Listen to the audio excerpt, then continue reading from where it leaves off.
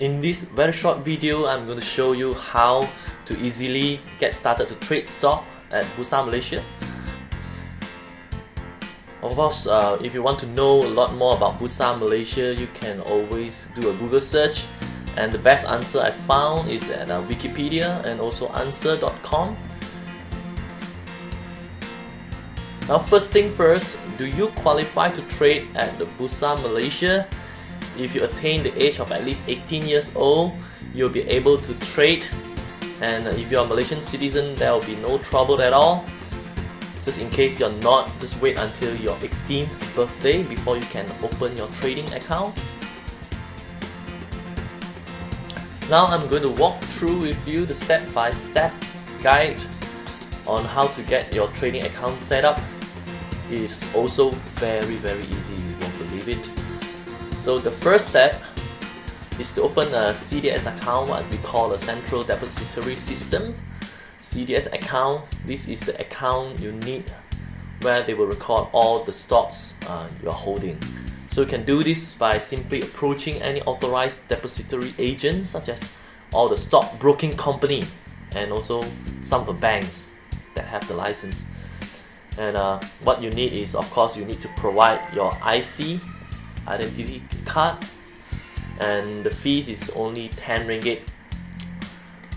There's a long list of qualified or licensed stockbrokers in Malaysia. You can look at the long list here, and also the payment method and the online brokerage fees that comes with it. So there are many. Personally, I have a few accounts set up. I think I have one with Alliance Bank, I have with Public Bank, and SJ Genie, SJ Securities, I have it also, and also OSK now is merged with RHB, so RHB Invest. So the other way is you can look at imoney.my/share trading.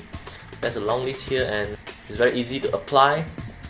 And what I suggest is you walk into their security firms and they will be helping you on this. It's very simple.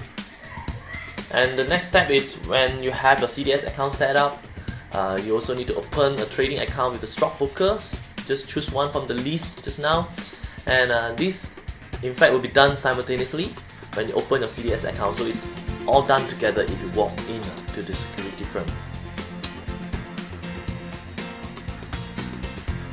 And normally if you are applying for a margin account, if you don't put no cash inside your account to trade, you will need to provide an income statement, because they'll be borrowing you money to trade right before you settle it. And of course, it's also very simple. Just fill up the trading account form, and the stockbroker will check your credit status as CTOS, and also the stockbroker's defaulters list, just in case you have some you are blacklisted in other firm. So in order to qualify you and set your trading limit. And what do you need to know about CDS account? It allows you to buy and sell share. It also allows you to trade non-equity counters such as bond and warrants. It's something like a bank account that you keep cash in the bank accounts, but in CDS account you keep all the shares you bought. So also about CDS account, you can have more than one CDS account in fact. So normally if you open like a few trading account with different brokers, you will have different CDS account. There are two types of CDS accounts. One is the direct and another one is pledge. So direct account, if you have a direct account, normally the annual report and also the dividend will be issued to your name and it will send to you. But if you have a pledge account, the dividend check will be sent to your stockbrokers and they will help to bank into your account. So if you have a direct account, you will receive that, the dividend checks and the prospectus mailed to your house. Or if not, you're going with a pledge account, it will be in fact more convenient because you don't have to go and bank in your own check, right? And if you have a pledge account, the stockbroker will receive the dividend payout and prospectus on your behalf. Then the stockbroker will bank into your account. That's the process to go. Normally, banking stockbrokers will require to open a pledge account. In fact, I have a pledge account with Public Bank, and like RHB before that it was OSK. I have my own direct account. And you will get CDS account statement monthly. If there is no activity, you will get the statement on June and December, twice a year. Enough about CDS account. And when you open a stockbroking account, normally they will assign a stockbroker to help you. So normally if you have a pledge account, the remisier will be the one working for the bank, and they service a lot of customers. For if you are opening account with those security firms only doing stockbroking, then normally you'll be appointed one. If you don't choose a certain remisier that you're familiar with, so anyway you will have one remisier. Even if you trade online, sometimes if some of the firm they require you to go through the remisier as well. That means you key in your purchase online, but it will still have to be approved by the remisier. Remisier has to be licensed by the Security Commissions. Remisier helps you to make an order, sell or buy, or at what price, right? And in fact, I would recommend that you have a remisier. It's very convenient, because if you don't have internet access, you can still call up your remisier and they will help you to make the trade, right? And get someone you like and trustworthy as your remisier. Normally, if you ask me who do I recommend, in fact I don't have anyone to recommend, because I think I trade most of the time online. So step number 4 is when you're buying and selling shares, you can key in your order at online system provided by your stockbrokers, or can call your remisier to make the order. If your buying order match a selling order, you will get a trade confirmation. That means your order status is match. It will say that match, as a buy and sell activity.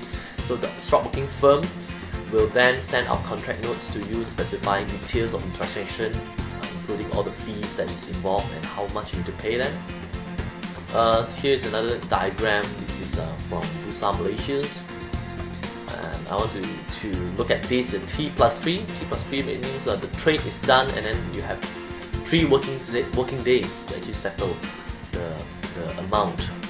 T is the T day, the day on which your shares are bought and sold. That's known as the T day. So step number 5, if after your transaction is done, you need to complete the payment. So when you buy share of company S, say your CDS account will be credited with share company S at 9 AM on T+3. That's the transaction date. T is the transaction date I told you just now. The 3 days only include working days.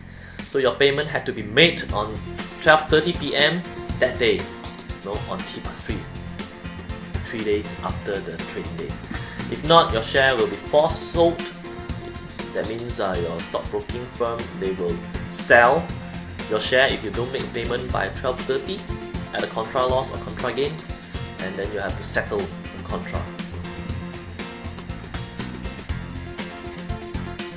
So normally fees are involved. There are a range of fees, and some brokers they offer very good rate if you trade at a large volume. So normally this is the fee involved. The maximum is 0.7% of the value of total shares traded, and normal practice you can get 0.6, 0.5 some booking firms, and clearing fee is 0.04% of contract value, subject to a cap of 500 ringgit. Stamp duty also, you need to pay RM1 ringgit for every 1,000 worth of value. So there are 3 kind of fees you need to pay for a transaction, whether you're buying or you're selling shares. So all these 3 fees are involved. And there are a lot of free resources that you can find out there on the internet. There's a lot of it. And normally the one I frequent most is the bursamalaysia.com, where I look for the company announcement. And also the other one, if you want to look at some of the details, I would recommend you can go to reuters.com. They have a lot of financial info of certain companies. And in fact, I conduct 2 stock investment course. Is in fact I facilitate the course, and I'm in charge of the technical stuff. And the master trainer, there are 2 different master trainers. That's because there are 2 courses. So the first one is Bursa Method, At bursamethod.com, this is taught by Peter Lim, who is a very prudent using value investing method. This is right according to Warren Buffett ways of investing. You have to buy value stocks. Put it in simple terms is you buy 1 ringgit of stock worth of stock, using maybe 50 cents. That's the trick. And for Invest Bursa is taught by a very best-selling author called Lai Sing Choi. He used both fundamental and technical analysis. So the first process he used is to screen the good stock to trade. So this stock is screened through fundamental analysis. So he show you how he used his star system to actually screen the stocks, and also he used technical analysis, look at the volume and stuff, to decide when to actually buy and when to actually sell. This is called Invest Bursa. This course you can find it at investbursa.com. That's all. Happy investing!